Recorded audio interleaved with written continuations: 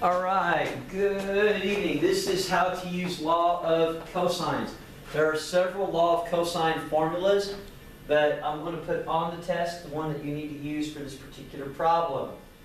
This is a law of cosines. It tells you here, I do not have a side and side opposite. That's why I cannot use law of sines.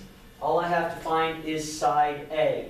In order to find side A, it is simply a squared will equal b squared plus c squared minus 2bc times cosine A. The key here is to remember that this answer is squared because you will have to square root it to get the final answer at the end. And so let's go. Plug it in like our delayed air freshener.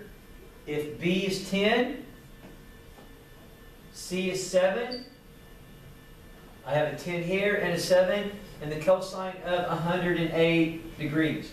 Make sure your calculator is in degree format for the 108. What's nice about this, if you type it in exactly like this, the calculator will do all the order of operations correctly. Just kind of as a brief note for those that don't, that is 100 plus 49, basically minus 140 times. And if you take the cosine of 108, it's negative 0.3090. And if you multiply, add these together, multiply those, put them together, you get a squared equals 192.26. That is not the answer. A squared is equal to that.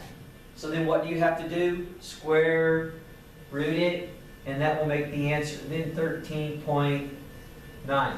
There are other laws of cosine. Basically, you could have b squared equals a squared plus c squared minus 2ac over cosine b. Notice it's just a matter of simply changing up the other formulas. This would be b squared plus c squared minus 2bc times cosine of c. And then the other one would be this, the alternative form.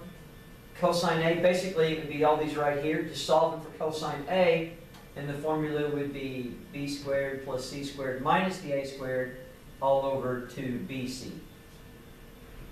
To have cosine B, it would be a squared plus c squared, and notice you'll minus the b squared, and this time it'll be all over 2ac.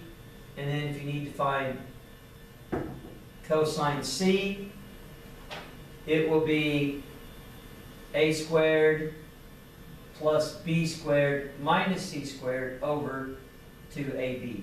Those are the formulas that could be there. I will give you the one you need for the test alone to find that out. That should be a help.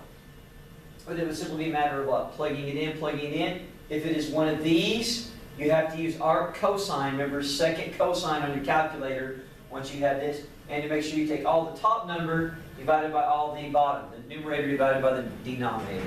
That would make things very, very helpful with it.